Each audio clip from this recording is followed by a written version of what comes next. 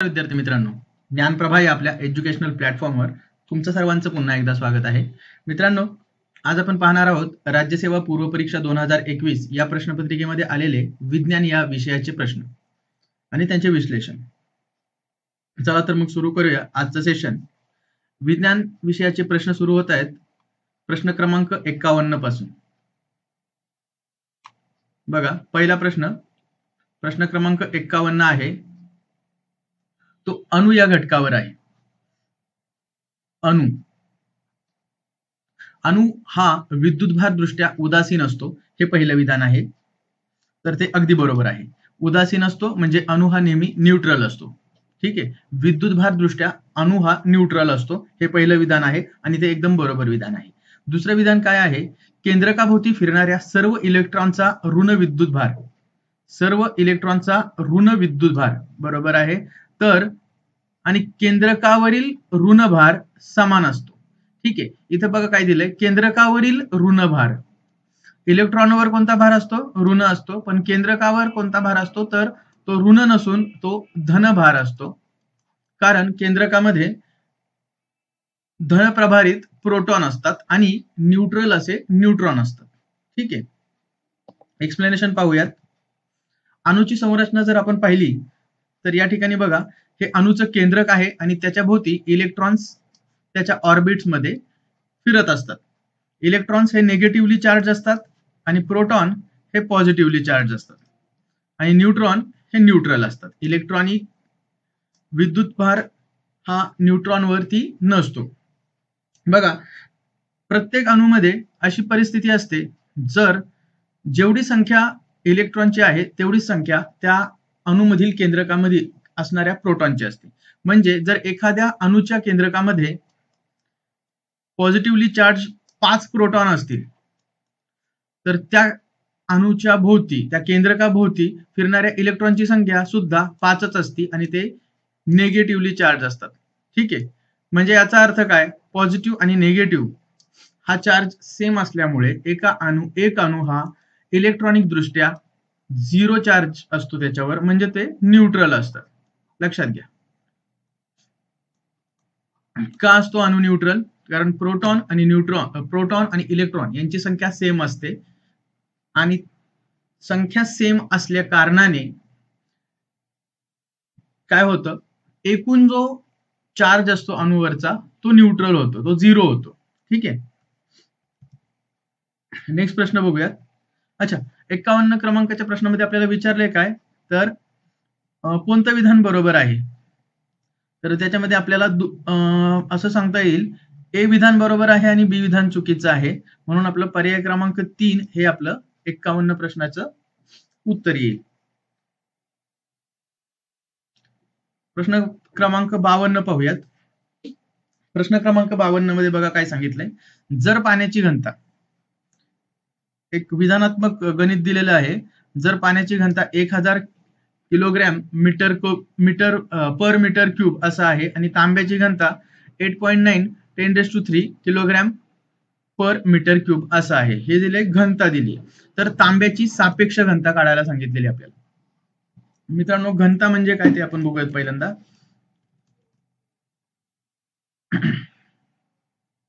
घनता म्हणजे काय आहे, तर मास अपॉन व्हॉल्यूम म्हणजे घनता. ठीक आहे, म्हणजे density is equal to mass upon volume. Mass of a substance per unit of volume म्हणजे त्या वस्तूची डेन्सिटी असते. आणि सापेक्ष घनता म्हणजे स्पेसिफिक ग्रॅव्हिटी किंवा रिलेटिव्ह डेन्सिटी ही कशी मोजतात, त्यासाठी फॉर्म्युला आहे density of substance upon density of water. हा जो फॉर्म्युला आहे तो लक्षात घ्या, तो रिलेटिव्ह डेन्सिटीचा फॉर्म्युला आहे. आपल्याला उदाहरणामध्ये काय दिलंय बघा, पाण्याची घनता दिली आणि तांब्याची घनता दिली आणि तांब्याची सापेक्ष घनता विचारलेली आहे. तर तांब्याची सापेक्ष घनता म्हणजे रिलेटिव्ह डेन्सिटी काढायची आपल्याला. तर त्याकरता डेन्सिटी ऑफ सबस्टन्स म्हणजे तांबा हा आपला इथे सबस्टन्स आहे, तर त्याची घनता दिली 8.9 इंटू 10³ किती दिली आहे? 8.9 इंटू 10³ ठीक आहे, डिवायडेड बाय पाण्याची घनता किती दिली आहे? 1000, ठीक आहे. तर 10⁻³ आणि 1000 हे सेमच असल्यामुळे कॅन्सल होतील आणि रिलेटिव्ह डेन्सिटी तांब्याची येईल 8.9. आणि दुसरी गोष्ट या ठिकाणी लक्षात घ्या, ऑप्शन बघा तुम्ही, पहिला ऑप्शन आहे 8.9 आणि दुसरा ऑप्शन पण आहे 8.9. रिलेटिव्ह डेन्सिटी म्हणजे सापेक्ष घनता यासाठी एकक नसतं, त्यामुळे ऑप्शन क्रमांक 2 हे आपलं चुकीचं येईल. आणि 8.9 फक्त 8.9 ही तांब्याची सापेक्ष घनता येईल, त्याला कसलंही युनिट नसतं, म्हणून 52 क्रमांकाच्या प्रश्नाचं आपलं अचूक उत्तर येईल पर्याय क्रमांक 1. 8.9 ही झाली तांब्याची सापेक्ष घनता. पुढचा प्रश्न बघूयात. प्रश्न क्रमांक 53 बघू. बघा, प्रकाश या घटकावर आधारित प्रश्न आहे. जर प्रकाश पहिल्या माध्यमातून दुसऱ्या माध्यमात जातोय आणि त्याच्या वेगामध्ये बदल होतोय, तर आपल्याला काढायला काय सांगितलंय? अपवर्तनांक काढायला सांगितलंय. अपवर्तनांक याचा फॉर्म्युला आपल्याला माहिती पाहिजे. प्रश्न बघूयात आपण एकदा. जर प्रकाश पहिल्या माध्यमातून 2 × 10⁸ मीटर पर सेकंद या वेगाने जाताना दुसऱ्या माध्यमात त्याचा वेग कमी होतोय, काय किती होतोय तो? 1.25 × 10⁸ मीटर पर सेकंद होतोय. तर दुसऱ्या माध्यमाचा पहिल्या माध्यमाच्या संदर्भातील अपवर्तनांक काढायला सांगितलंय. अपवर्तनांकाचा फॉर्म्युला काय आहे ते बघूयात पहिल्यांदा. बघा, अपवर्तनांकाचा फॉर्म्युला आहे पहिल्या माध्यमातील प्रकाशाचा वेग भागिले दुसऱ्या माध्यमातील प्रकाशाचा वेग. आपल्याला काय काढायचंय? दुसऱ्या माध्यमाचा पहिल्या माध्यमाच्या संदर्भातील अपवर्तनांक काढा. दुसऱ्या माध्यमाचा पहिल्या माध्यमाच्या संदर्भातील अपवर्तनांक.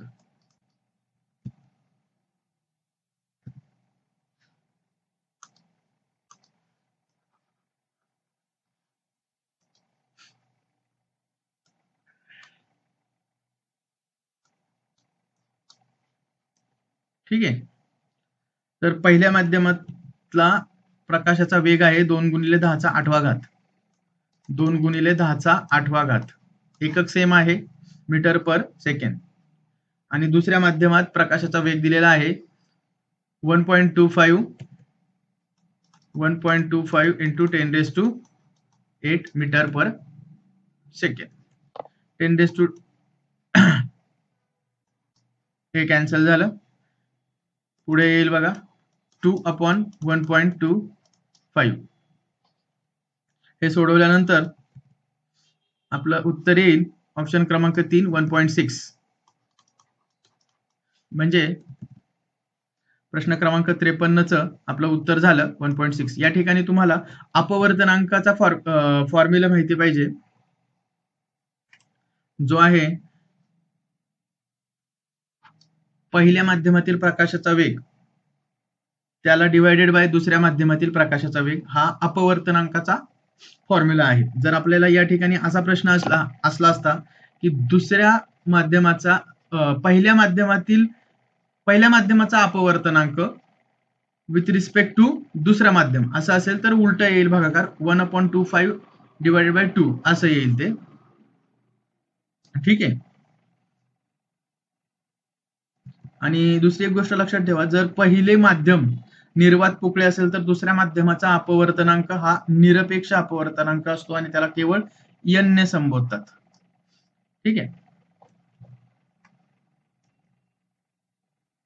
54 क्रमांकाचा प्रश्न आहे, दोन पृष्ठभागाच्या मध्ये ज्यावेळेस वंगणाचा पातळ थर संपर्कात असतो त्यावेळेस त्याला कोणतं घर्षण म्हणतात? घर्षण आणि त्याचे प्रकार आपल्याला माहिती पाहिजेत. घर्षणाबद्दल थोडक्यात माहिती पाहूयात.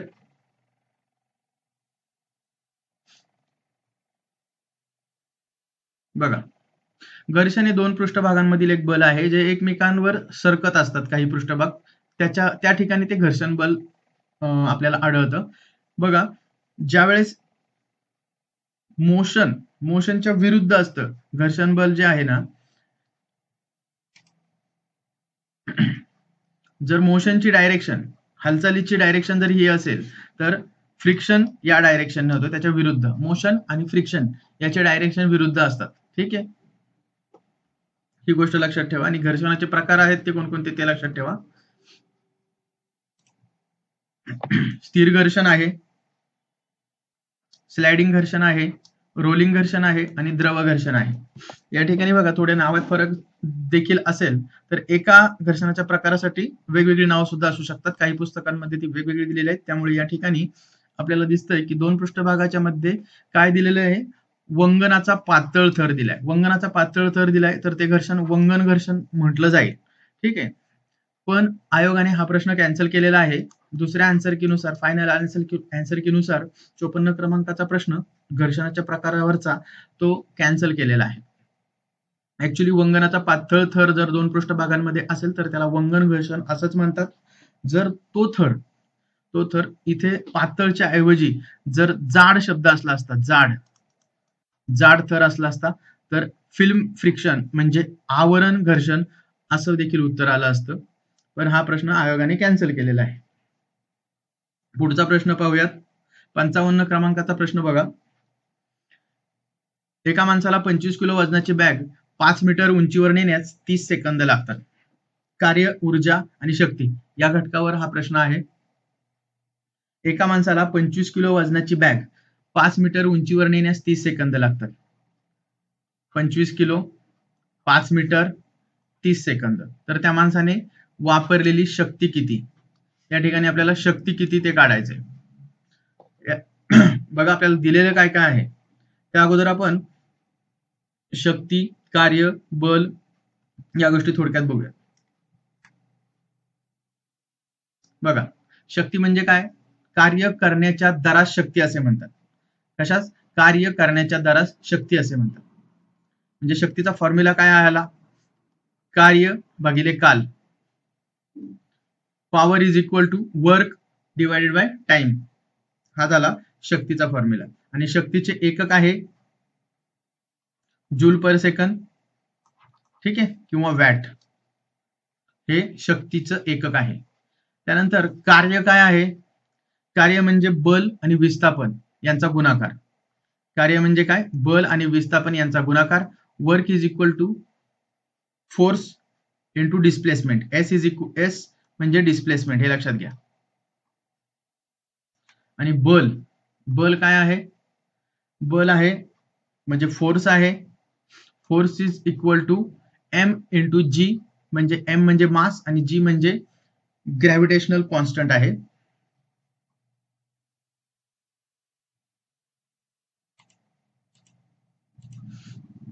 आपल्याला दिलं काय काय बघूयात. 25 किलो वजन, 5 मीटर अंतर आणि 30 सेकंद. आपल्याला पहिल्यांदा बल काढावं लागेल. बलसाठी काय दिलंय आपल्याला? एम दिलंय, 5 kg मास दिलंय, सॉरी 25 किलो मास दिलंय. एम इज इक्वल टू 25, बरोबर.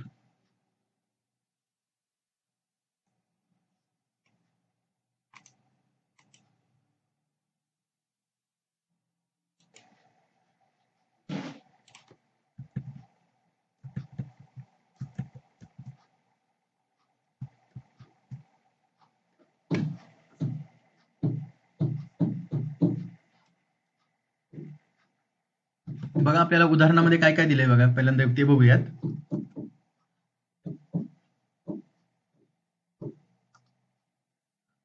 काय दिले आपल्याला? एम दिलेलं आहे, मास दिलंय. एम किती दिलंय? 25 किलो वजन नेलंय. आणि जी आहे 9.8, म्हणजे आपला ग्रॅव्हिटेशनल कॉन्स्टंट आहे जी, तो आहे 9.8 मीटर पर सेकंड. हा युनिव्हर्सल कॉन्स्टंट आहे, तो 9.8 च घ्यायचा. मग याच्यावरनं पहिल्यांदा आपल्याला बल काढायचंय, म्हणजे फोर्स काढायचंय. तर या फॉर्म्युल्यामध्ये आपण किंमत टाकल्यानंतर F is equal to M म्हणजे 25 गुणिले 9.8. लगेच सॉल्व्ह करायची गरज नाही, आपण फॉर्म्युल्यात किमती टाकत जाऊयात आणि शेवटी आपण सॉल्व्ह करूयात. हे झालं आपलं एफ. त्यानंतर आपल्याला काय काढायचं येईल? वर्क. ठीक आहे. डब्ल्यू म्हणजे वर्क. वर्क म्हणजे काय? फोर्स गुणिले एस म्हणजे डिस्प्लेसमेंट आहे, विस्थापन आहे. विस्थापन किती झालंय? विस्थापन झालेलं आहे 5 मीटर, बरोबर. आपलं वर्क काढण्यासाठी फोर्स काय आलेलं आहे? फोर्स आहे 25 गुणिले 9.8 आणि गुणिले विस्थापन आहे 5 मीटर. सगळे युनिट बघा, किलोमीटर सेकंड, हे सगळे SI युनिट आहेत, त्यामुळं युनिटचं कन्व्हर्जन काही इथे गरजेचं नाहीये, आवश्यकता नाहीये त्याची. ठीक आहे, हे वर्क आलं 25 गुणिले 9.8 गुणिले 5, हे वर्क आलं. त्यानंतर आपला शक्तीचा फॉर्म्युला काय आहे, पॉवरचा फॉर्म्युला काय आहे, पॉवर म्हणजे कार्य करण्याचा दर म्हणजे काय, म्हणजे पॉवर म्हणजे वर्क अपॉन टाइम. ठीक आहे, तर पॉवर म्हणजे वर्क अपॉन टाइम. वर्क काय आपलं 25 गुणिले 9.8 गुणिले 5. ओके, आणि टाइम काय आहे 30 सेकंद. बरोबर, टाइम आहे 30 सेकंद. आता आपल्याला पॉवरची किंमत येईल, आपल्याला जे काढायचं, आपल्याला शक्ती हेच काढायचं आपल्याला. त्यानंतर बघा, हे सोडवल्यानंतर 5 एके 5, 5 6 30. त्यानंतर आता बघा, इथं पूर्ण उदाहरण सोडवण्यापेक्षा 6 ने आपल्याला याला पूर्ण भाग जात नाही, 6 एके 6 उरले 3, 6 6 36, 16 पॉईंट समथिंग येईल. तर 16 आणि 25 याचा गुणाकार केल्यानंतर किती येतं साधारण, 16 पंचे 80 आणि 16 दुने 32 आणि 8 40 पॉईंट समथिंग असं उत्तर येईल. बरोबर, बघा ऑप्शन मध्ये एकच पर्याय आहे, पर्याय क्रमांक 2, 40.83, आणि त्या शक्तीचं युनिट आहे वॅट. ठीक आहे, वॅट. ठीक आहे, म्हणजे आपलं 55 क्रमांक प्रश्नाचं उत्तर येणार आहे पर्याय क्रमांक 2, 40.83 वॅट. हे झालं या प्रश्नातलं शक्ती, पॉवर. ओके, पुढचा प्रश्न बघूयात. या ठिकाणी बघा, फॉर्म्युले लक्षात घ्या. शक्ती म्हणजे काय, तर वर्क अपॉन टाइम. कार्य म्हणजे काय, बल गुणिले विस्थापन. आणि बल म्हणजे काय, मास गुणिले ऍक्सेलरेशन ड्यू टू ग्रॅव्हिटी. बघा मित्रांनो, या ठिकाणी डायरेक्ट आपण हा फॉर्म्युला सुद्धा टाकू शकत होतो. पॉवर म्हणजे काय, तर हे आणि परंतु स्टेप बाय स्टेप गेला. बेसिक युनिट काय आहे तुमचं, फोर्स, मास दिलेला आहे, त्यापासून फोर्स काढायचंय, त्यापासून वर्क काढायचंय, आणि वर्क पासून त्यानंतर पॉवर काढायची. ठीक आहे, हे 2-3 फॉर्म्युले महत्वाचे आहेत, त्याच्यावर आधारित प्रॉब्लेम एकदम सिंपल आहेत, परंतु फॉर्म्युले माहिती पाहिजेत. पुढे जाऊयात. बघा, 56 क्रमांकाचा प्रश्न काय आहे, लेझर किरण लक्ष द्या, लेझर किरण पृथ्वीवरून चंद्राकडे सोडल्यानंतर चंद्राच्या पृष्ठभागापासून परावर्तित होऊन पृथ्वीवर परत येण्यास 2.56 सेकंद लागतात, तर चंद्राच्या पृथ्वीभोवतीच्या परिभ्रमण कक्षेची त्रिज्या किती.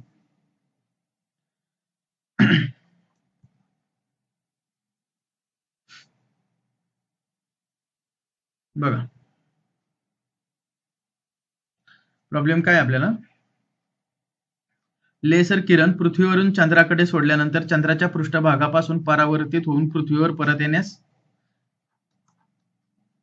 लेझर किरण आहे तो पृथ्वीवरून चंद्रावर सोडायचा आणि तो पुन्हा चंद्रावरून पृथ्वीवर परावर्तित होऊन येणार. तो हे फक्त इमॅजिनेशन करायचं आपल्याला, असं काही होणार नाही ऍक्च्युली. आता ही पृथ्वी आहे समजा, ही अर्थ, इथून आपण लेझर किरण सोडणार, इथं चंद्र आहे. ठीक आहे, आज लेझर किरण आपण सोडणार आहे, लक्ष द्या, आणि चंद्रावर पोहोचल्यानंतर पुन्हा परावर्तित होणार, प्रकाश परावर्तित होतो आणि तो पुन्हा पृथ्वीवर येण्यासाठी हे पूर्ण ऍक्शन म्हणजे इथून चंद्रापर्यंत, मून आहे, चंद्रापर्यंत जाऊन पुन्हा अर्थ पर्यंत यायला किती वेळ लागतोय, 2.56 सेकंद लागतात. बरोबर, म्हणजे, आणि आपल्याला काढायचंय काय, तर हे अंतर काढायचंय, अर्थ पासून मून पर्यंतचं अंतर काढायचंय. म्हणजे थोडक्यात हा चंद्र जो फिरतोय पृथ्वीभोवती त्याची त्रिज्या काढायची,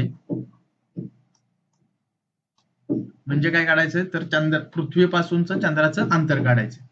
लक्षात घ्या, जर एखाद्या किरणाला चंद्रावर जाऊन पुन्हा पृथ्वीवर येण्यासाठी 2.56 सेकंद लागत असतील तर फक्त चंद्रापर्यंत पोहोचायला, पृथ्वीपासून चंद्रापर्यंत पोहोचायला त्याला किती वेळ लागेल? किती वेळ लागेल? 2.56च्या निम्मा वेळ लागेल, म्हणजे किती? 1.28 सेकंद. बरोबर. इथे काय प्रकाशाच्या वेगामध्ये बदल होणार आहे का? नाही होणार.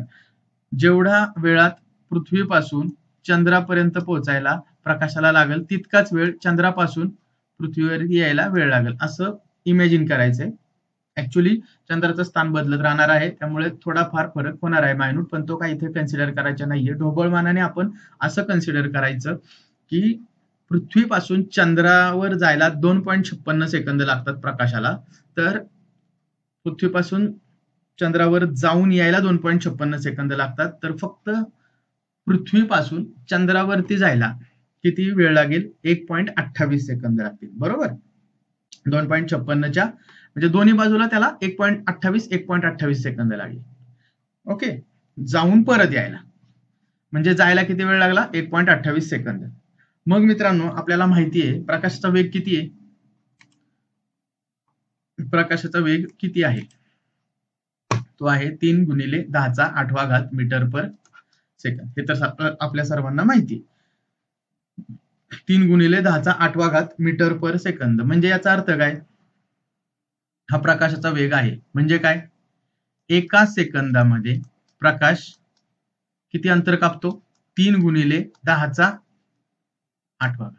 आणि आपल्याला असं अंतर काढायचंय की प्रकाश 1.28 सेकंदामध्ये 1.28 सेकंदामध्ये किती अंतर कापेल? ठीक आहे, असं काढायचं आपल्याला. बरोबर. मग काय करायचं? सरळ सरळ गुणाकार करायचा. 1.28 × 3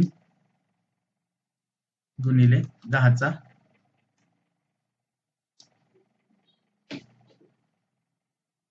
10⁸.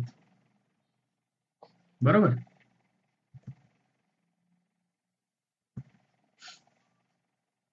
तर काय येईल याचं उत्तर? 8 × 24, 3 × 6 आणि 2 8 आणि 3 × 3 3.84 × 10⁸ आणि याचं युनिट काय येणार? मीटर. कारण प्रकाशाचा वेग आपण मीटर पर सेकंद मध्ये घेतलाय, त्यामुळे आपलं फायनल आन्सर येईल 3.84 × 10⁸ मीटर एवढं अंतर येईल. लक्षात आलं? म्हणजे आपलं बरोबर पर्यायाचं उत्तर आहे पर्याय क्रमांक 4, 3.84 10⁸ मीटर. मीटर इथे युनिट पण महत्वाचं आहे. गोंधळवण्यासाठी तुम्हाला किलोमीटर सुद्धा दिलेले आहे. आणि जर ऑप्शन असा असला असता एखादा 3.84 × 10⁸ किलोमीटर, तरी सुद्धा आणखी गोंधळ झाला असता. आपलं प्रकाशाचा वेग आपण मीटर पर सेकंद मध्ये घेतलेला आहे, म्हणून आपला आन्सर 3.84 10⁸ मीटर असंच येईल. लक्षात आलं? फक्त थोडासा लॉजिकचा उपयोग करायचा आहे. प्रकाश किरण पृथ्वीवरून चंद्रावर जाऊन पुन्हा यायला 2.56 सेकंद लागतात, तर फक्त पृथ्वीवरून चंद्रावर जायला किती वेळ लागेल हे लक्षात आलं पाहिजे. सिंपल कन्सेप्ट असते. बेसिक कन्सेप्टवर आधारित फक्त आपल्याला लॉजिक वापरता आलं पाहिजे. 57 क्रमांकाचा प्रश्न पाहूयात. बघा, बायोलॉजीवरचा प्रश्न आहे, पेशीवर प्रश्न आहे. पेशी या घटकावर हमखास प्रश्न असतो. पेशीचे अवयव, अंगके जे आहेत त्यांच्यावर प्रश्न असतो, त्यांच्या फंक्शन्सवर प्रश्न असतो. तर खालीलपैकी कोणत्या पेशी घटकाभोवती पटल किंवा आवरण नसते? काय प्रश्न आहे? नसते. बघा, पेशी अंगके जे आहे, पेशी ऑर्गॅनेल्स हे महत्वाचा पार्ट आहे. त्याचे फंक्शन, त्याचे स्ट्रक्चर आपल्याला माहिती पाहिजे. तर इथं प्रश्न आहे की कोणत्या पेशी घटकाभोवती पटल नसते? तुम्हाला माहिती आहे. आपण बघूयात पेशींचं स्ट्रक्चर बघूयात पहिल्यांदा. बघा, प्राणी पेशी आहे, ही प्राणी पेशी आहे आणि ही वनस्पती पेशी आहे. फक्त प्राणी पेशी आणि वनस्पती पेशीमध्ये काय फरक आहे तो पण समजून घ्या. सेल वॉल म्हणजे पेशी भित्तिका ही याच्यामध्ये असते, वनस्पती पेशीमध्ये असते, तर सेल वॉल किंवा पेशी भित्तिका ॲनिमल सेल मध्ये नसते. ठीक आहे, हा एक मुख्य फरक आहे. त्यानंतर रिक्तिका म्हणजे हा जो ओपन स्पेस आहे याला रिक्तिका म्हणतात. तर तो असतो पण त्याचा आकार छोटा असतो ॲनिमल सेलमध्ये, आणि प्लांट सेलमध्ये त्या रिक्तिकांचा आकार मोठा असतो. आणि दुसरी एक महत्वाची गोष्ट, क्लोरोप्लास्ट म्हणजे हरितलवके जे असतात ते वनस्पती पेशीमध्ये असतात आणि प्राणी पेशीमध्ये हरितलवके नसतात. कारण काय? कारण फोटोसिंथेसिस करणारे कोण आहेत तर वनस्पती, म्हणून हरितलवके मध्ये फोटोसिंथेसिस प्रोसेस होत असते. त्यामुळे ऑब्व्हियसली हरितलवके हे वनस्पती पेशीमध्येच असतील, प्राणी पेशीमध्ये ते नसतील. ठीक आहे, हे झालं बेसिक आपलं पेशींचं स्ट्रक्चर. आपल्याला विचारलंय काय तर कोणत्या पेशी घटकाभोवती पटल किंवा आवरण नसते विचारलंय. तर क्लोरोप्लास्ट आहे, क्लोरोप्लास्टचं स्ट्रक्चर बघा कसं आहे, किंवा हरितलवकांचं स्ट्रक्चर बघा असं स्पेरिकल स्ट्रक्चर आहे, त्यामुळं क्लोरोप्लास्ट भोवती पटल असते. त्यानंतर मायटोकॉन्ड्रिया बघा, मायटोकॉन्ड्रिया म्हणजे तंतुकणिका, ते पण एक स्पेरिकल स्ट्रक्चर आहे, त्याच्या भोवती पण पटल असते. ठीक आहे, लायसोझोम, रायबोझोम. ठीक आहे, आता लायसोसोम म्हणजे काय? लायसोसोम मराठी आणि इंग्रजी दोन्ही शब्द लक्षात घ्या. लायकारिका म्हणजे लायसोसोम. तर लायसोसोम हे सुद्धा असे एक सेल ऑर्गॅनल आहे की त्याला वरती आवरण असतं, त्याच्यामध्ये काही एन्झाईम्स असतात की तुमचं फूड मटेरियल आहे ते डिग्रेड करण्यासाठी ते एन्झाईम असतात. आणि रायबोझोम, इथं बघा रायबोझोमच आहे शब्द मराठीमध्ये पण. ओके, रायबोझोम म्हणजे लायसोसोमला सुद्धा आवरण असतं, रायबोझोमला आवरण नसतं बरं का. त्यामुळे आपलं उत्तर येईल 57चं पर्याय क्रमांक 2.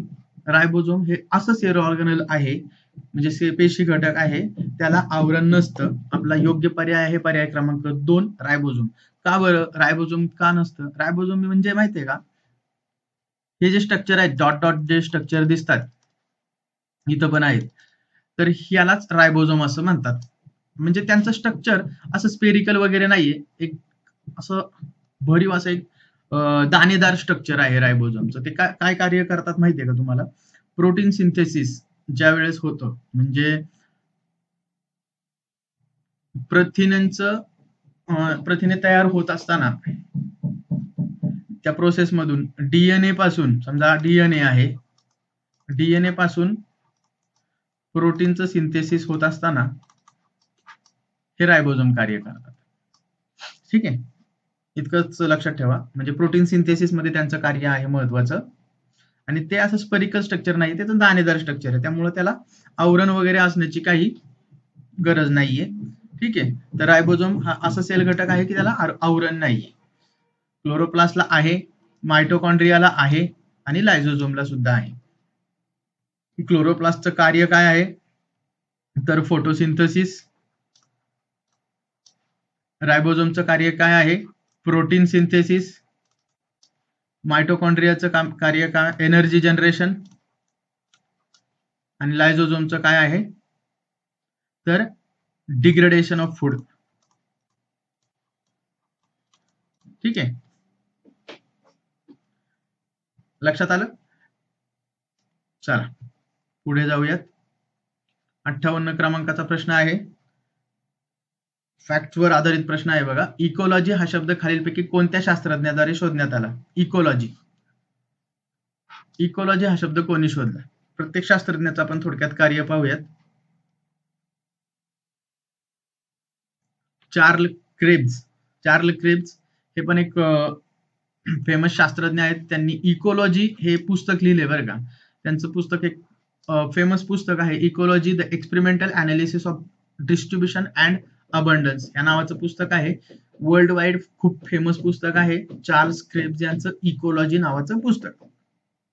त्यानंतर दुसरे जे शास्त्रज्ञ आहे त्यांनीच इकोलॉजी टर्म पहिल्यांदा मांडली होती किंवा डिराईव्ह केली. त्यांचं नाव आहे हॅकेल, अर्न्स्ट हेनरिच हॅकेल. त्यांनी 3 किंगडम सिस्टम पण शोधली बरं का, हे लक्षात घ्या हा मुद्दा. 3 किंगडम सिस्टम कोणी शोधली? पहिल्यांदा त्यांनी सजीवांचं वर्गीकरण करताना 3 किंगडम सिस्टम शोधली. प्लॅन्टी, ॲनिमेलिया आणि प्रोटिस्टा या 3 किंगडम मध्ये सजीवांचं वर्गीकरण केलं आणि 3 किंगडम सिस्टम हॅकेल यांनी डिराईव्ह केलं. हा पण प्रश्न आलेला आहे कदाचित. 5 किंगडम सिस्टम कोणी डिराईव्ह केली हे पण बघा. त्यानंतर दुसऱ्या शास्त्रज्ञांचं नाव आहे एजी टॅन्सली. त्यांनी इकोसिस्टम ही टर्म कॉइन केली बघा. इकोसिस्टम कोणते? इकोसिस्टम कोणी? एजी टॅन्सली. म्हणजे सगळे इकॉलॉजिस्टच आहे, वेगवेगळे कार्य आहेत. म्हणजे ऑप्शनवरनं पण आपल्याला काही स्टडी करायला मिळतं की हे ऑप्शन पुन्हा या ऑप्शनवर पण प्रश्न तयार होऊ शकतो. याला तर प्रश्नपत्रिका विश्लेषण असं म्हणतात. पुढचा जो ऑप्शन आहे विक्टर शेपर्ड. विक्टर शेपर्ड म्हटलं की आपल्याला एवढंच लक्षात ठेवा की शेल्फर्ड्स लॉ ऑफ टॉलरन्स त्यांनी काय केलं? Relationship among animal and plants याच्यावर त्यांचा अभ्यास आहे आणि शेल्फर्ड्स लॉ ऑफ टॉलरन्स याबद्दल त्यांनी तो सिद्धांत मांडला. अशा पद्धतीने इकॉलॉजी हा शब्द कोणी डिराईव्ह केला? तर अर्न्स्ट हेनरिच हॅकेल. ठीक आहे. आणि 3 किंगडम सिस्टम सुद्धा. 3 किंगडम सिस्टम कमेंट मध्ये सांगा मित्रांनो. 5 किंगडम सिस्टम कोणी डिराईव्ह केली? 5 किंगडम सिस्टम.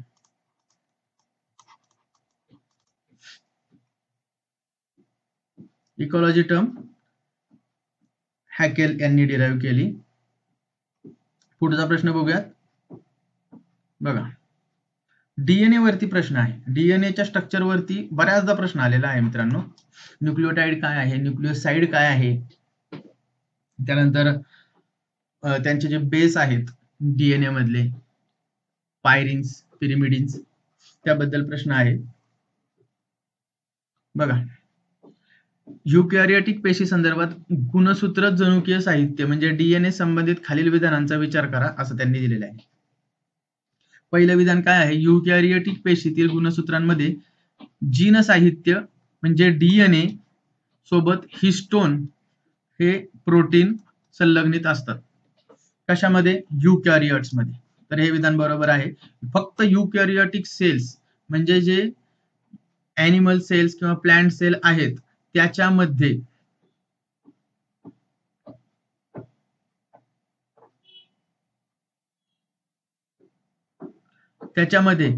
युकॅरियोटिक सेल्स मध्ये त्यांच्या पेशीतला डीएनए हिस्टोन या प्रोटीन सोबत आढळतो. ठीक आहे. हिस्टोन हे प्रोटीन फक्त युकॅरियोटिक सेल्स मध्ये आढळतात. बॅक्टेरिया म्हणजे जे प्रोकॅरियोटिक सेल्स आहेत त्याच्यामध्ये हिस्टोन प्रोटीन नसतं. तर हिस्टोन प्रोटीन कशामध्ये आहे? युकॅरियोटिक सेल्स मध्ये आढळतं डीएनए सोबत. ठीक आहे. पुढचा मुद्दा काय आहे? या प्रथिनांमध्ये आर्जिनिन म्हणजे हिस्टोन हा जे प्रोटीन आहे त्याच्या स्ट्रक्चर मध्ये या प्रथिनामध्ये आर्जिनिन व लायसिन हे मूलभूत अमिनो ऍसिड जास्त प्रमाणात सहभाग असतो. बघा, आर्जिनिन आणि लायसिन हे जास्त प्रमाणात असतात असं त्यांचं म्हणणं आहे. आणि तिसरं काय आहे वाक्य? या प्रथिनांमध्ये ट्रिप्टोफॅन या मूलभूत आम्लाचा अभाव असतो. बघा, आपल्याला माहिती आहे प्रोटीन कशाचे बनलेले असतात? प्रोटीन बनलेले असतात अमिनो ऍसिड्सने. ठीक आहे. तर हिस्टोन हे देखील एक प्रोटीन आहे आणि ते अमिनो ऍसिडने बनलेले आहेत. तर हे जे आहे ना, आर्जिनिन, लायसिन, ट्रिप्टोफॅन हे अमिनो ऍसिड्स आहेत, वेगवेगळ्या प्रकारचे अमिनो ऍसिड आहेत. तर यांनी काय म्हणलेलं आहे की आर्जिनिन आणि लायसिन याचं हिस्टोन मध्ये प्रमाण जास्त असतं. तर हे विधान पण बरोबर आहे. का बरोबर आहे ते बघूयात आपण. आणि ट्रिप्टोफॅन ह्या अमिनो ऍसिडचा अभाव असतो कशात? हिस्टोन मध्ये. हे पण विधान बरोबर आहे.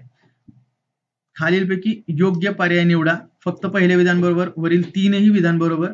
हा पर्याय आपला बरोबर उत्तराचा पर्याय आहे. पर्याय क्रमांक 2. आलं लक्षात? का असतं ते पण बघूयात आपण. बघा,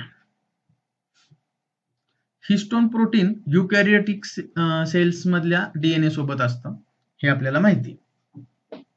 हिस्टोन प्रोटीन मध्ये होतं काय? हिस्टोन प्रोटीन कशासाठी असतं माहितीये का? मोर स्टॅबिलिटी येण्यासाठी डीएनए मध्ये. ठीक आहे. तर डीएनए ऍक्च्युली डीएनए जे आहेत ना, तर ते निगेटिव्हली चार्ज आहेत आणि हिस्टोन प्रोटीन आहे ना, पॉझिटिव्हली चार्ज हिस्टोन आहे. ठीक आहे. म्हणजे डीएनए आहे निगेटिव्हली चार्ज आणि हिस्टोन आहे पॉझिटिव्हली चार्ज. म्हणून हिस्टोन काय करतं, डीएनए आणि हिस्टोन एकत्र आल्यानंतर न्यूट्रल होतं आणि त्यामुळे स्टेबिलिटी वाढते डीएनएची. बरोबर. आणि हे हिस्टोनचं पॉझिटिव्ह चार्ज आहे ना, तर तो येण्यासाठी बेसिक अमिनो ऍसिड ची गरज असते. आणि ते बेसिक अमिनो ऍसिड कोणते आहेत? आर्जिनिन आणि लायसिन. बरोबर. आर्जिनिन आणि लायसिन हे काय आहेत? तर बेसिक अमिनो ऍसिड. बेसिक म्हणजे अल्कली. ओके. आणि त्याच्यामुळे पॉझिटिव्ह चार्ज असतो कशावर? हिस्टोनवर. आलं लक्षात? म्हणजे आर्जिनिन आणि लायसिन हे असे अमिनो ऍसिड्स आहेत की ज्यांच्यावर पॉझिटिव्ह चार्ज असतो, म्हणून त्यांना बेसिक अमिनो ऍसिड म्हणतात आणि ते हिस्टोन मध्ये जास्त असल्यामुळे असतात, त्यामुळे हिस्टोनवर पॉझिटिव्ह चार्ज होतो आणि त्यामुळे डीएनए वर असलेला निगेटिव्ह चार्ज हा न्यूट्रलाइज होतो आणि डीएनए स्टेबल होतो. हे त्याचं मेन कारण आहे. आणि ट्रिप्टोफॅनचा अभाव असतो. का असतो अभाव? ट्रिप्टोफॅन हिस्टोन मध्ये नसतं. तर ट्रिप्टोफॅन हे असं अमिनो ऍसिड आहे, तर त्याच्यामुळे फोटो ऑक्सिडेटिव्ह डॅमेज होतं. म्हणजे काय होतं? ट्रिप्टोफॅन या अमिनो ऍसिड हा जरा लाईट्सला सेन्सिटिव्ह आहे. लाईट्सला सेन्सिटिव्ह आहे आणि त्याचं ऑक्सिडेशन होतं लाईट मध्ये. त्यामुळे ट्रिप्टोफॅन हिस्टोन मध्ये नाहीच आहे किंवा नाहीच्या बरोबर आहे. आणि तसं असल्यामुळे हिस्टोनचं स्ट्रक्चर स्टेबल राहतं. हे बघा, हे मॉडिफिकेशन्स आहेत आणि ही कारणं आहेत. म्हणजे हिस्टोन का आहे, म्हणजे का आहे तसं ते माहित नाही, पण मॉडिफिकेशन बघा कसं झालंय. हिस्टोन मध्ये ट्रिप्टोफॅन नसतं, कारण फोटो ऑक्सिडेटिव्ह डॅमेज होऊ नये हिस्टोनचं, म्हणून ट्रिप्टोफॅन नसतं. ही पहिली गोष्ट आहे. त्यानंतर आर्जिनिन आणि लायसिन या अमिनो ऍसिडचं प्रमाण जास्त असतं, कारण त्याच्यावरचा पॉझिटिव्ह चार्ज वाढण्यासाठी आणि निगेटिव्हली चार्ज डीएनए न्यूट्रलाइज होण्यासाठी. म्हणजे हे सगळं अडॅप्टेशन आहे. आलं लक्षात? हे नॅचरल अडॅप्टेशन आहेत. तरी तिन्ही विधानं बरोबर आहेत बघा. म्हणजे युकॅरियोटिक सेल मधला डीएनए हिस्टोन सोबत असतो. हिस्टोन मध्ये आर्जिनिन लायसिन या अमिनो ऍसिडचं प्रमाण जास्त असतं आणि ट्रिप्टोफॅन या अमिनो ऍसिडचं प्रमाण कमी असतं.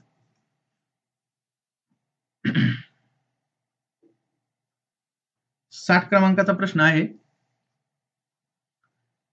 कोणती प्रक्रिया श्वसन प्रक्रियेत अंतर्भूत नाही?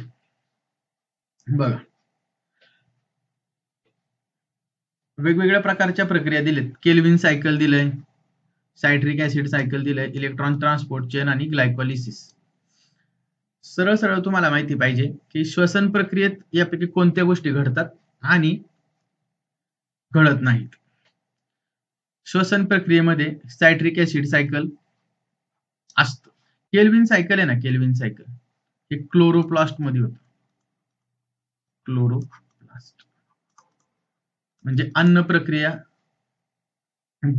अन्न बनवण्याची जी प्रक्रिया आहे, डार्क रिएक्शन, त्याच्यामध्ये केल्विन सायकल घडतं आणि ते घडतं क्लोरोप्लास्ट मध्ये. आणि हे जे ना, electron transport chain, citric acid cycle आणि ग्लायकोलिसिस हे घडतं तुमचं, तिन्ही घडतं मायटोकॉन्ड्रियामध्ये. मायटोकॉन्ड्रियामध्ये.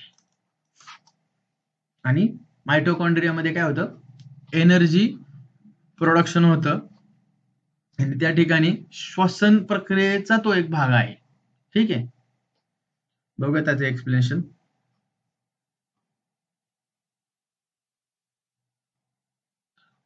बघा, आपण जे अन्न पदार्थ खातो त्यातील प्रामुख्याने कर्बोदकांचा उपयोग मुख्यत्वे हा ऊर्जा एटीपीच्या स्वरूपात मिळवली जाते. त्यासाठी पेशींमध्ये ग्लुकोज आणि कर्बोदकांचे ऑक्सिडीकरण करून पेशी स्तरावरील श्वसन, हे श्वसनाचे टप्पे आहेत बघा. ग्लायकोलिसिस, क्रेब्स सायकल्स किंवा ट्रायकार्बोझिलिक ऍसिड सायकल, त्यानंतर इलेक्ट्रॉन ट्रान्सपोर्ट चेन ETC किंवा इलेक्ट्रॉन वहन साखळी, या तिन्ही गोष्टी घडतात कुठं घडतात बरं, असा पण प्रश्न येऊ शकतो. तुम्ही कुठे घडतात?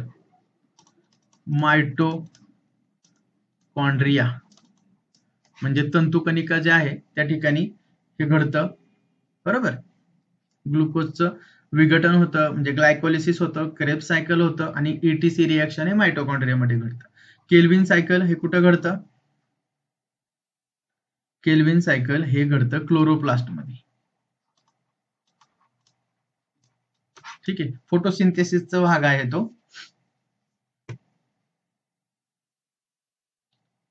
स्ट्रोमा मध्ये म्हणजे स्ट्रोमा हा क्लोरोप्लास्टचाच एक पार्ट आहे. ठीक आहे. कोणती प्रक्रिया श्वसन प्रक्रियेत अंतर्भूत नाही? तर केल्विन सायकल ही श्वसन प्रक्रियेत नाही, तर अन्न निर्मिती प्रक्रियेमध्ये केल्विन सायकल घडतं. पुढचा प्रश्न बघूयात. पोलिओ बद्दल प्रश्न आहे, जनरल नॉलेजवर आधारित प्रश्न आहे बघा. हा विषाणूजन्य आजार DNA विषाणूमुळे होतो. DNA विषाणूमुळे होतो, बरोबर आहे का? चुकीचं विधान आहे, कारण DNA नाही बाळा, तिथं RNA आहे. पोलिओ व्हायरस जे आहे त्याच्यामध्ये RNA व्हायरस येतो, त्याच्यामध्ये RNA मटेरियल असतं. पोलिओ मायलिटिस सर्वसाधारणपणे पोलिओ म्हणतात, पोलिओ मायलिटिसला, बरोबर विधान आहे. पोलिओ मायलिटिस आणि पोलिओ एकच. पल्स पोलिओ लसीकरण कार्यक्रम भारतामध्ये 1995, बरोबर, 1995 मध्ये सुरू झाला, बरोबर आहे. आता पोलिओचे भारतातून निर्मूलन झाले आहे, हे पण विधान बरोबर आहे. पोलिओचं निर्मूलन झालं आहे. 2014 मध्ये पोलिओचं भारतातून निर्मूलन झालं आहे. तर B, C आणि D असं बरोबर असलेला कोणताच पर्याय नाहीये ऍक्च्युली. यावेळेस ठीक आहे, हा प्रश्न कॅन्सल केलेला आहे आयोगाने. ठीक आहे, तर आपल्या हे विधान पण बरोबर आहे, दुसरं B विधान बरोबर आहे, C विधान बरोबर आहे आणि D विधान पण बरोबर आहे. एवढं लक्षात घ्या की पोलिओ हा RNA व्हायरस आहे आणि 1995 पासून पोलिओचं लसीकरण कार्यक्रम भारतामध्ये सुरू करण्यात आले आहे आणि पोलिओचं भारतातून निर्मूलन झालेलं आहे. हा पण मुद्दा योग्यच आहे. बघा, असं स्ट्रक्चर आहे पोलिओ व्हायरसचं. कॅप्सिड प्रोटीनने बनलेले असते, म्हणजे त्याचं आवरण. RNA आहे, RNA त्याच्यावरती कॅप्सिड, सिंपल स्ट्रक्चर असतं व्हायरसचं.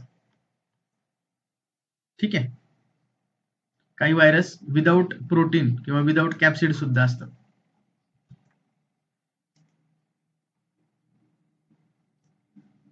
बासष्ट क्रमांकाचा प्रश्न आहे, मानवाच्या पोटामध्ये कोणते जठर रस, काय जठर रस, इंग्लिश मध्ये शब्द आहे गॅस्ट्रिक ज्युसेस. तर इथं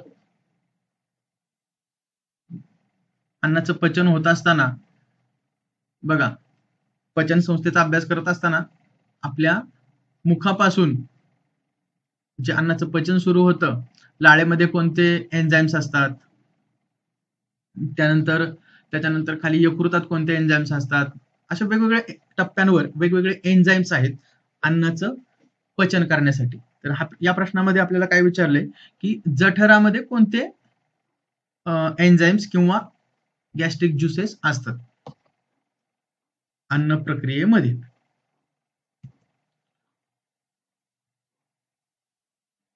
बघा, पचन संस्थेतील महत्वाच्या ग्रंथी, त्याचे स्त्राव आणि कार्य.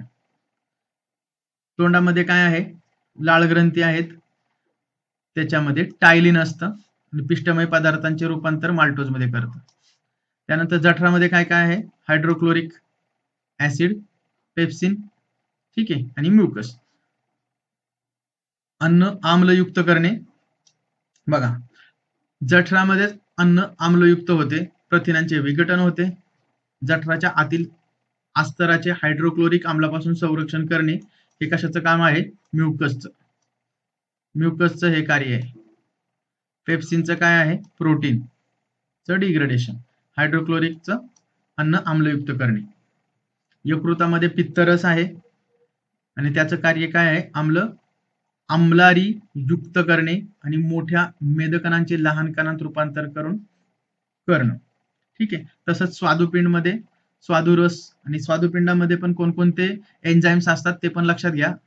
ट्रिप्सिन असतं, लायपेज असतं आणि अमायलेज असतं.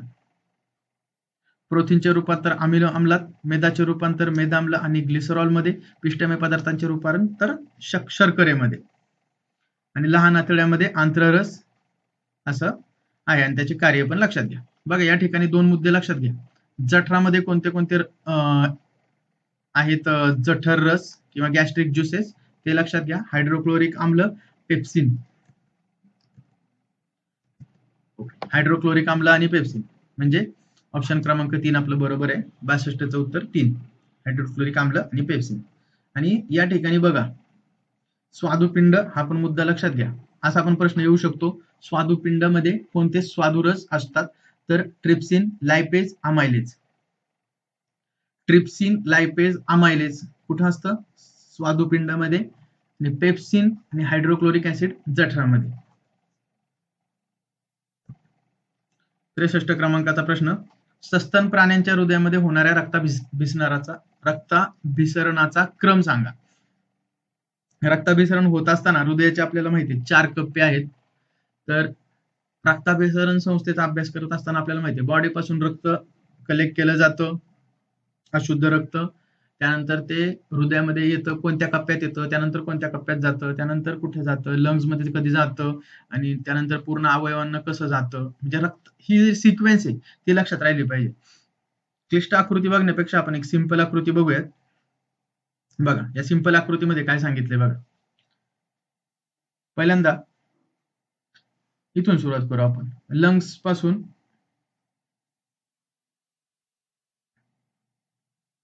लंग्स पासून शुद्ध रक्त आलं, ते कुठं गेलं? Left atrium. ठीक आहे.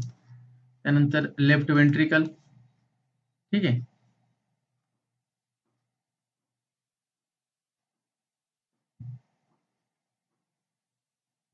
थांबा, बरं ठीक आहे.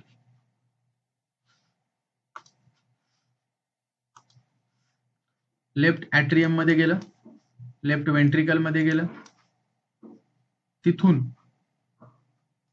राईट ऍट्रियम आणि right ventricle.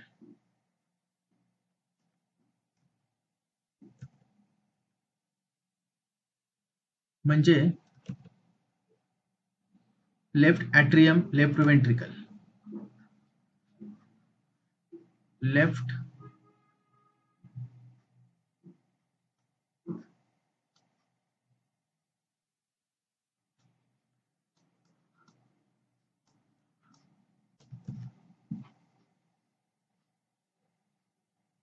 Right atrium, right ventricle.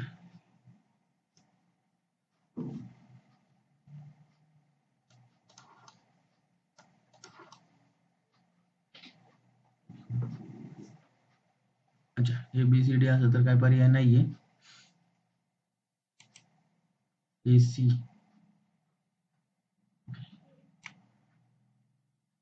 आपण वेगळा सिक्वेन्स पाहूयात जरा.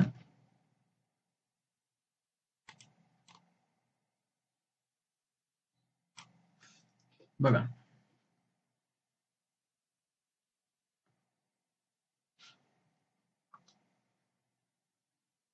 राईट ऑट्रियम, राईट वेंट्रिकल, 1 2 आणि त्यानंतर असं फिरून पुन्हा लंग्स मध्ये जाऊन पुन्हा लेफ्ट ऍट्रियम आणि left ventricle, right atrium, right ventricle.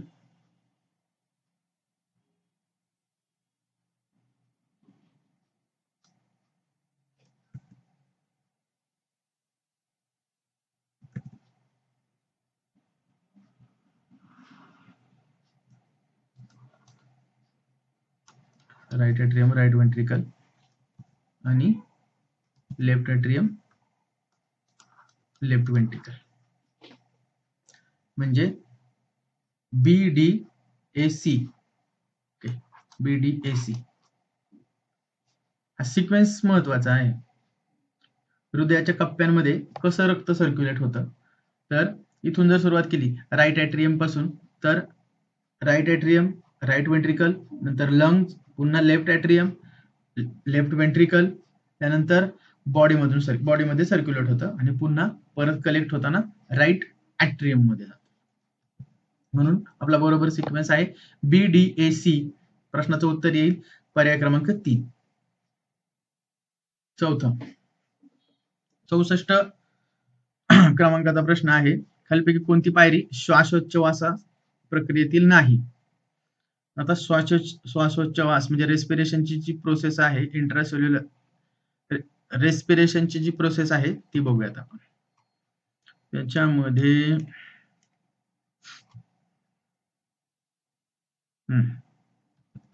काय काय दिलंय, ग्लुकोज पासून ग्लुकोज 6 फॉस्फेट, ग्लुकोज पासून ग्लुकोज 6 फॉस्फेट आहे,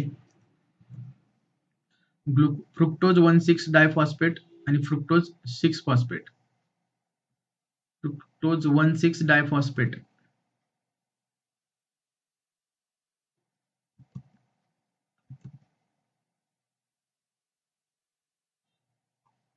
उलट दिलं इथं,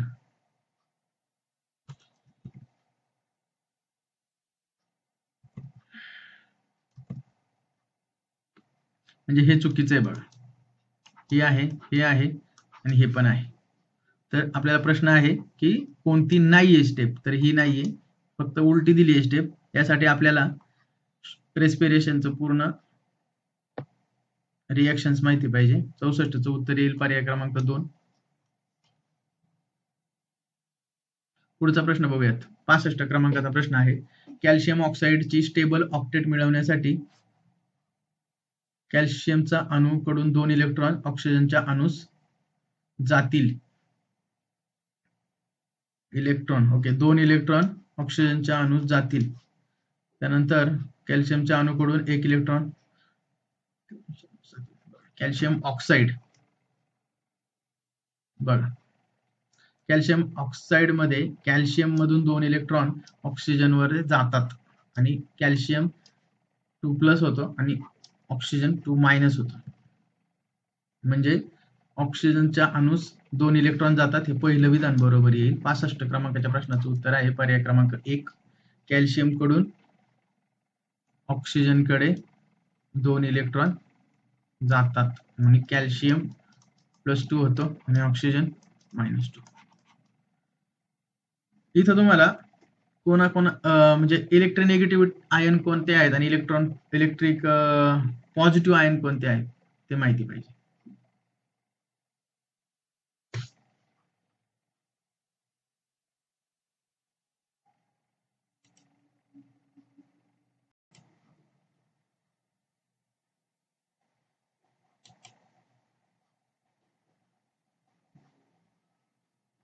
पुढचा प्रश्न बघूयात. 66 क्रमांकाचा प्रश्न आहे, 32 ग्रॅम मिथेन 32 ग्रॅम मिथेन आणि 192 ग्रॅम ऑक्सिजन एकत्र मिसळले आणि एकमेकांशी त्यांची रासायनिक अभिक्रिया करत नसतील तर मिथेन वायूचे मोल फ्रॅक्शन काढायचे आपल्याला. मोल फ्रॅक्शन पहिल्यांदा समजून घ्या.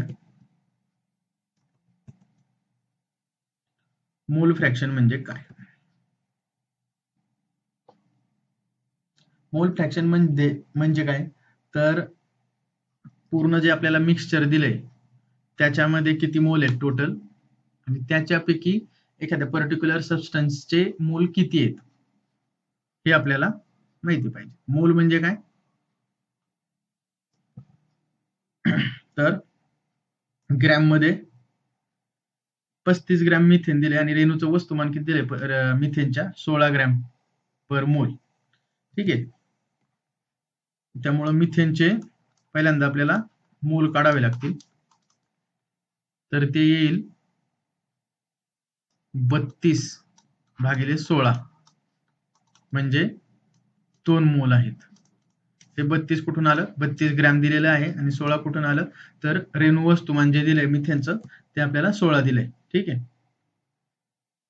आणि 192 ग्रॅम ऑक्सिजन दिले. त्यामुळे ऑक्सिजनचं मोल किती येईल? ऑक्सिजनचं 192 ग्रॅम आणि त्याचं रेणू वस्तुमान दिलंय 32. ठीक आहे. 32 8 हे 192. ठीक आहे. हे आलं मिथेनचं आणि ऑक्सिजनचे मोल. टोटल मोल किती झाले? नाही 32 8 नाही 32 6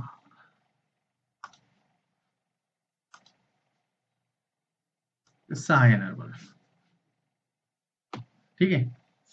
म्हणजे आपल्याला मोल फ्रॅक्शन काढण्यासाठी मोल फ्रॅक्शन कशाचे काढायचे? मिथेनचे. तर त्यासाठी टोटल मोल किती आलाय? 2 अधिक 6 म्हणजे 8 झालं. आणि नंबर ऑफ मोल्स कशाचे? मिथेनचे. हे किती आहेत? 2. म्हणजे 2 भागिले 8 म्हणजे 1.25 मोल फ्रॅक्शन झालं. 0.25 0.25 बरोबर. 2/8 म्हणजे 1/4 म्हणजे 0.25. म्हणजे मिथेनचं मोल फ्रॅक्शन येतं पर्याय क्रमांक 1 0.25. 67 क्रमांकाचा प्रश्न बघू. खाली दिलेल्या विधानपैकी कोणते विधान बरोबर आहेत? हिऱ्या संदर्भात आणि ग्रॅफाइट संदर्भात जी कार्बनची अपरूपे आहेत त्यांच्या संदर्भात त्यांच्यावर आधारित बऱ्याचदा प्रश्न आलेला आहे. त्याच्याबद्दल माहिती बघूयात. पहिल्यांदा कार्बनची स्फटिक रूपे अपरूपे आहेत. बघा ते कोणकोणते आहेत बघा. हिरा आहे पहिला. हिऱ्याचं स्ट्रक्चर कसं असतं? हिऱ्यामध्ये प्रत्येक कार्बन अणू हा शेजारील 4 कार्बन अणूंशी सहसंयोजी बंधाने बांधलेला असतो. ठीक आहे. म्हणजे प्रत्येक कार्बन अणू शेजारील 4 अणूंशी सहसंयोजी बंधाने बांधलेला असतो. त्याबद्दल हिऱ्याचे काही गुणधर्म लक्षात घ्या. हिऱ्याची घनता एवढी आहे 3.5 ग्रॅम पर सेंटीमीटर क्यूब. हिऱ्याचा द्रावणांक 3500 डिग्री सेल्सिअस. ठीक आहे. ऑक्सिजनच्या सानिध्यात 800 डिग्री सेल्सिअसला हिरा तापवल्यास कार्बन डायऑक्साईड बाहेर पडतो. ठीक आहे. दुसरं काहीच नसतं बाय प्रोडक्ट, फक्त कार्बन डायऑक्साईड बाहेर पडतो. कोणत्याही द्रावकात हिरा विरघळत नाही हे लक्षात घ्या. हिऱ्यावर आम्ल आम्लारी याचा काहीही परिणाम होत नाही. आणि हिरा विद्युत दुर्वाहक असतो. काय असतो? विद्युत दुर्वाहक असतो. आणि उष्णतेचा सुवाहक आहे बरं का. मात्र उष्णतेचा सुवाहक आहे हिरा. त्यानंतर हिऱ्याचे उपयोग काय आहे बघा. काच कापण्यासाठी आणि खडकाला छिद्र पाडण्यासाठी, अलंकारमध्ये, डोळ्याच्या शस्त्रक्रियेच्या जे उपकरण आहेत त्याच्यामध्ये, हिऱ्याच्या भुकटीचा वापर हिऱ्यांना चकाकी देण्यासाठी, त्यानंतर हिऱ्याचा उपयोग आकाशात कृत्रिम उपग्रहांमध्ये प्राणांपासून संरक्षण देणाऱ्या खिडक्या तयार करण्यासाठी, आणि ग्रॅफाइट जे आहे दुसरं अपरूप आहे स्फटिक अपरूप कार्बनचं. त्याच्यामध्ये स्ट्रक्चर कसं असतं बघा. षटकोनी रचना, प्रतलीय षटकोनी रचना असते. प्रतलीय षटकोनी रचना असते कार्बन अणूंची. त्यानंतर गुणधर्म काय आहेत? ग्रॅफाइट काळे मऊ ठिसूळ गुळगुळीत असते. मुक्त इलेक्ट्रॉन फिरत असतात त्यामुळे विद्युत सुवाहक आहे. हिरा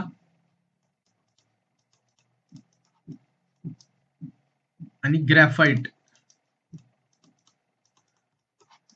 यातला फरक आहे बघा. विद्युत दृष्ट्या हिरा दुर्वाहक आहे आणि ग्रॅफाइट सुवाहक आहे.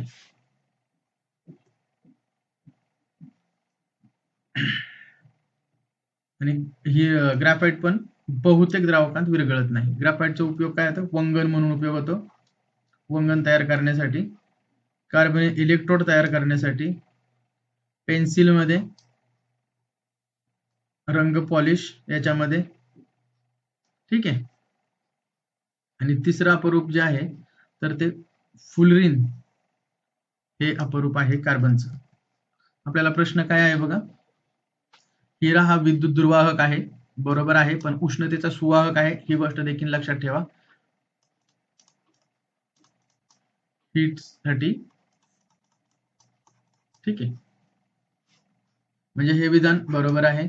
ग्रॅफाइट मध्ये द्विमितीय पत्रका सारखी संरचना असते, द्विमितीय, बरोबर आहे, कारण प्लेन आपण बघितलंय, एका प्रतलात कार्बनचे अणू असतात, प्रतलीय षटकोनी रचना, म्हणजे ग्रॅफाइट मध्ये द्विमितीय पत्रकासारखी संरचना असते, हे विधान बरोबर आहे. ग्रॅफाइट विद्युत वाहक आहे, विद्युत वाहक आहे का? ग्रॅफाइट विद्युत वाहक सुवाहक आहे, ठीक आहे. हिरा दुर्वाहक आहे आणि ग्रॅफाइट वाहक आहे, हे लक्षात घ्या, बरोबर आहे.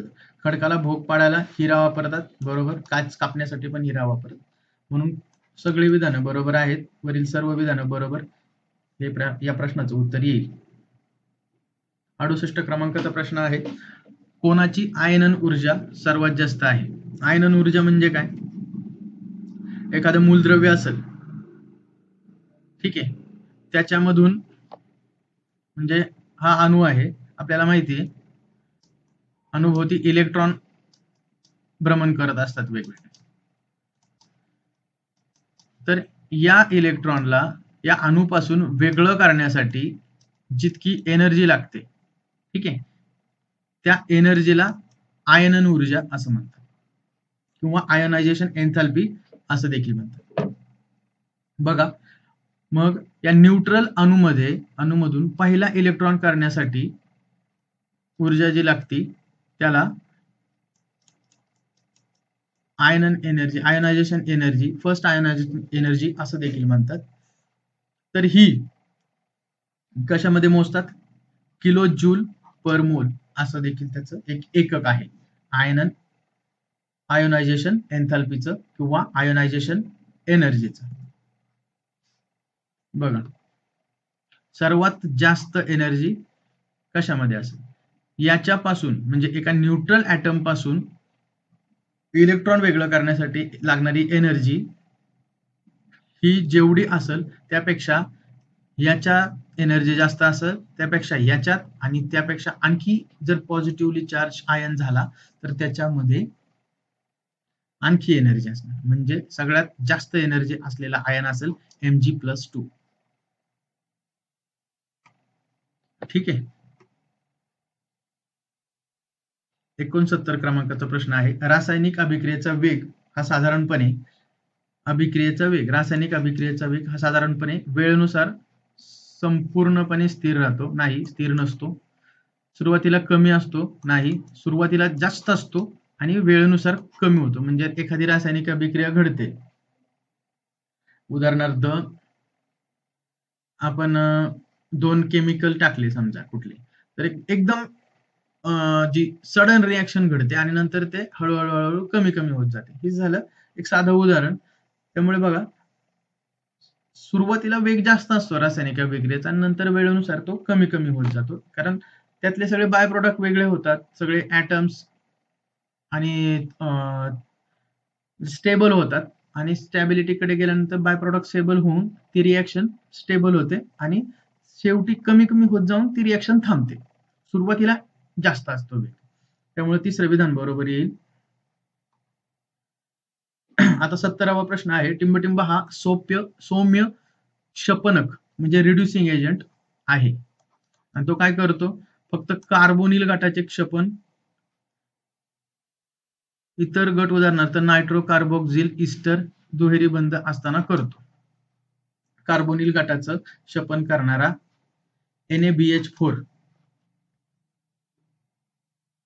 म्हणजे सोडियम बोरोहायड्राइड हा एक रिड्युसिंग एजंट आहे. कार्बोनिल ग्रुप म्हणजे अल्डिहाइड आणि कीटोन, याचं क्षपन करणारा NaBH4 हा एक रिड्युसिंग आहे एजंट, तो पण सौम्य, म्हणजे कसला? माइल्ड रिड्युसिंग एजंट आहे, ठीक आहे. कशाचं रिडक्शन करतो? तो कार्बोनिल गटाचं. अशा पद्धतीने आपण 51 पासून 70 हे जे विज्ञान विषयाचे प्रश्न आहेत ते या ठिकाणी संपवलेत. मित्रांनो, बऱ्यापैकी एक्सप्लेनेशन करण्याचा मी प्रयत्न केलेला आहे. कोणाला काही अडचण असेल, कोणाला काही शंका असेल, व्हिडिओ कसा वाटला ते पण कमेंट करा. जर काही वेगळा मुद्दा तुम्हाला मांडायचा असेल तरी पण कमेंट करू शकता. व्हिडिओ आवडला असेल तर लाईक करा आणि व्हिडिओला शेअर करा. आपलं जे चॅनल आहे ज्ञानप्रभा ते सबस्क्राईब करा. धन्यवाद मित्रांनो.